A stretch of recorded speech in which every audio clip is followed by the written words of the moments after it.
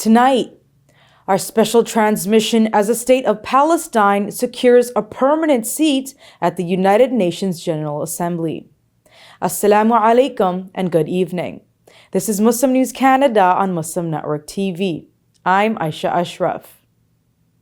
Today is the 342nd day since Israel started its incessant attacks in response to the events of October 7th. The Palestine Health Ministry says in the past 24 hours, Israeli strikes on Gaza killed at least 34 Palestinians. 96 have been injured. Israeli bombardments near Rafah have resulted in one fatality. This is the third deadly strike in the area since morning. 12 civilians have been killed in Gaza City and 2 in the Jabalia refugee camp. 4 others have died in an airstrike on a residential building in Khan Yunis. In the occupied West Bank, a Palestinian man has been shot and killed by an Israeli sniper during an ongoing siege on the Far'a refugee camp. At least 41,118 people have been killed since October 7th. 95,125 have been injured. The World Health Organization reports that approximately 22,000 Palestinians have suffered life-altering injuries since the onset of war.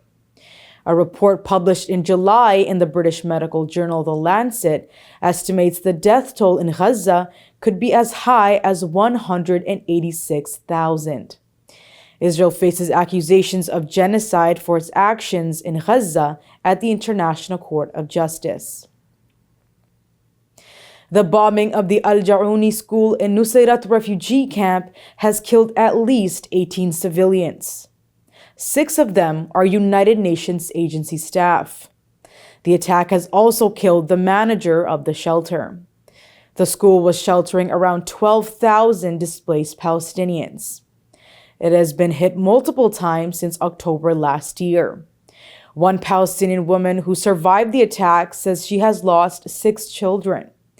The latest assault marks the highest death toll for UN agency staff in a single incident. The Israeli military alleges the compound was being used to plan and carry out attacks against Israeli forces. It has not provided any evidence to back its claim. In the past 2 months, Israel has targeted at least 6 UN-run schools.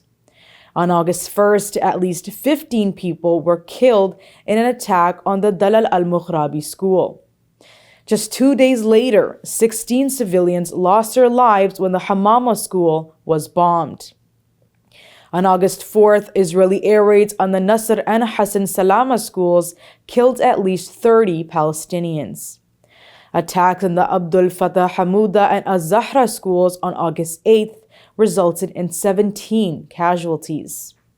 The deadliest strike occurred on August 10th.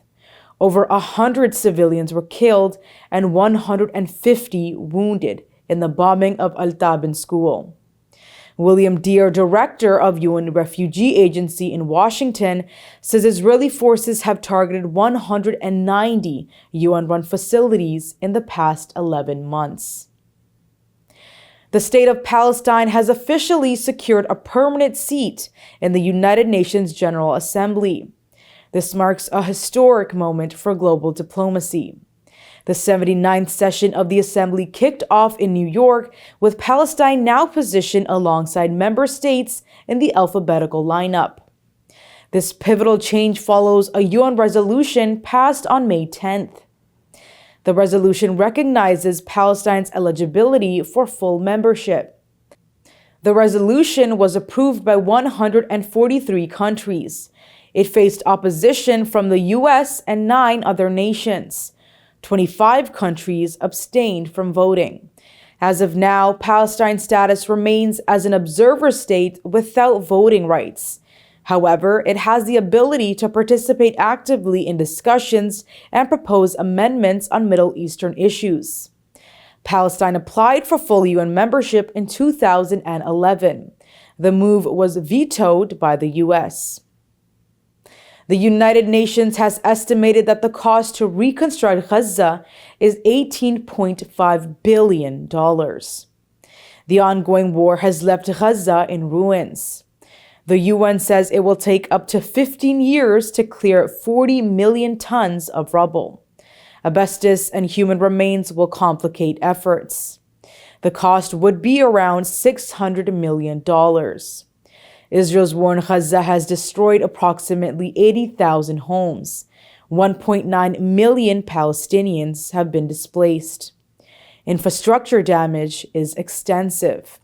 The water facilities in the Gaza Strip have been decimated, and half of its agricultural land is devastated.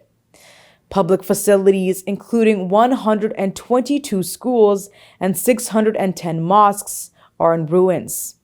Gaza faces a grim future. The international community has a difficult task of supporting the enclave's path to recovery. Green Party candidate Jill Stein has edged out Vice President Kamala Harris among Muslim American voters in critical swing states.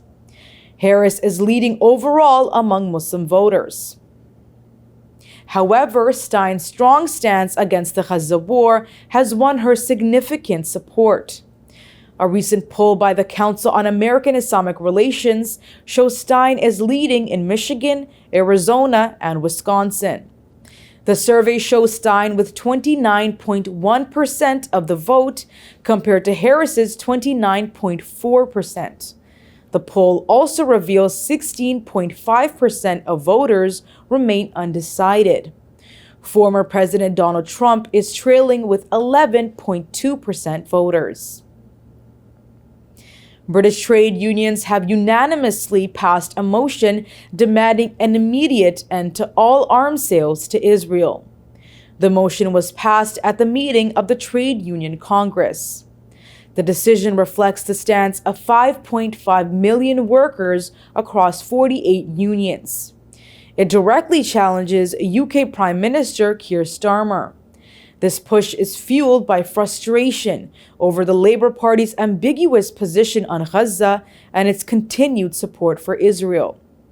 The unions criticize the government's partial suspension of arms exports. They are calling for a full embargo, highlighting concerns over Israel's actions in Gaza and the West Bank. The Labour Party is heavily reliant on trade unions for political support, votes, and funding. Florida State Representative Randy Fine is under fire after he publicly celebrated the death of Ayşenur Ezgi Egi. The 26-year-old Turkish-American activist was shot by Israeli forces in the West Bank. Egi was unarmed and protesting against illegal settlements in Ramallah. She was targeted with sniper bullets. Fine has posted on social media, "Throw rocks, get shot. One less Muslim terrorist, fire away." The post has been widely condemned as Islamophobic and insensitive. Critics argue that Fine's comments endorse the killing of an American citizen. They say it reflects a disturbing trend of Islamophobia among U.S. officials. The Council on American-Islamic Relations has called for Fine's censure. The group accuses him of celebrating the killing of a U.S. citizen and using hateful rhetoric. Fine's Twitter account faced temporary suspension and is now restricted for violating policies on violent speech. A Toronto resident has filed a complaint against Laval police following a violent arrest in Quebec. The arrest has been caught on video. Guled Mahdi Umar was celebrating a new job in Montreal on September 1st. Umar is Muslim. He cannot speak or understand French. Laval officers approached him while he was parked. Unable to understand the officers, Umar asked for clarification. However, he was met with aggression. The situation escalated as officers wrestled him to the ground. They then pepper sprayed him, used a stun gun, and placed a spit mask over his face. Videos from bystanders show Umar being struck repeatedly. One officer can be heard saying, "If he talks, he can breathe." No charges were filed against Umar. However, he sustained a concussion and was taken to the hospital. The Laval police have stated that the force was used due to Umar's alleged non-compliance. The incident has sparked outrage, and comparisons to racial profiling are being drawn. The critics are calling for an ethics complaint from the Red Coalition. That's all from our Toronto studios. Thank you for watching Muslim News Canada. We're a community channel dedicated to bringing you stories you can trust. Please like, share, and subscribe to our content. You can also comment to let us know what you think of our coverage. You can donate now by visiting muslimnetwork.tv/donate. For more content, keep watching Muslim Network TV.